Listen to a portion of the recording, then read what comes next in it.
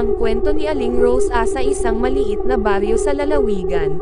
Nakatira si Aling Rosa, isang matandang babae na kilala sa kanyang pagiging matipid at tahimik. Madalas siyang mag-isa sa kanyang lumang bahay na yari sa kahoy, malayo sa kabayanan.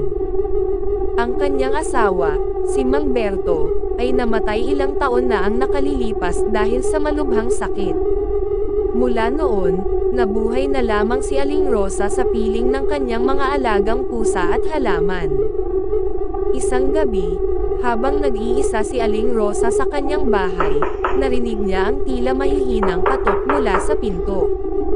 Hindi siya umasa ng bisita dahil 2:00 na ng madaling araw. Lumapit siya sa pinto at sumilip sa butas upang makita kung sino ang kumakatok. Wala siyang nakita.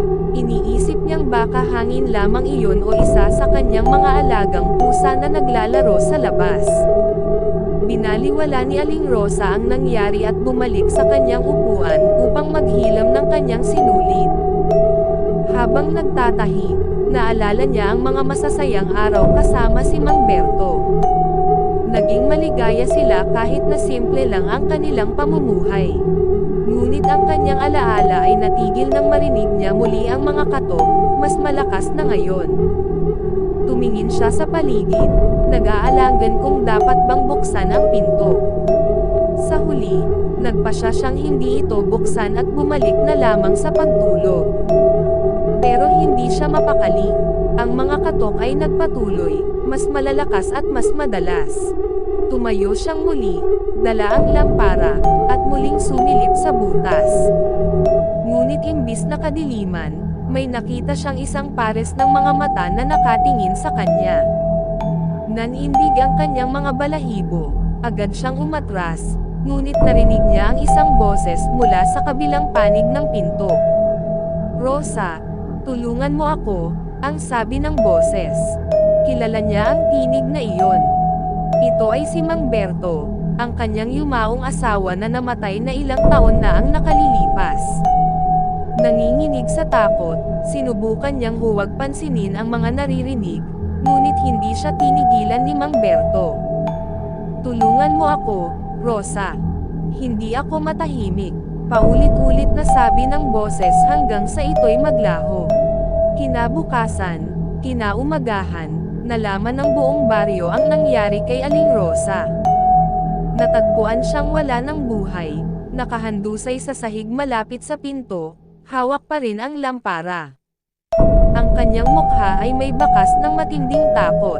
Walang nakakaalam kung ano talaga ang nangyari sa kanya, ngunit may mga haka-haka na bumisita si Mang Berto mula sa kabilang buhay upang humingi ng tulong. Dahil sa nangyari, naging palaisipan sa mga tao sa baryo ang kwento ni Aling Rosa. Ang kanyang lumang bahay ay iniwasan na ng mga tao, at gabi-gabi, sa tuwing sasapit ang 2:00, naririnig pa rin ang mga katok mula sa loob, tila may hinahanap na kaluluwa. Isang gabi, naglakas loob ang isang grupo ng kabataan na pumasok sa bahay ni Aling Rosa. Dala ang mga kandila at mga dasal, pumasok sila sa loob upang alamin kung ano nga ba ang bumabagabag sa bahay.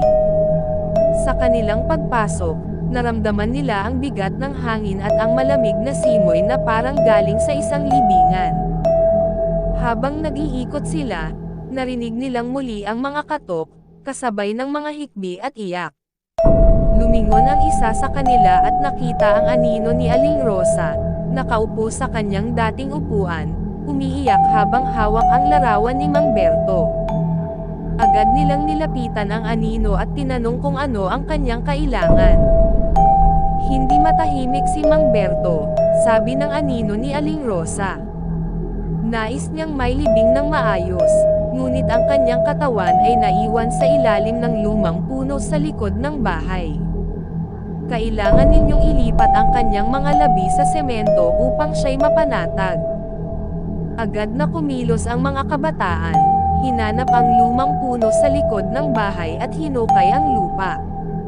Doon nila natagpuan ang mga buto ni Mang Berto.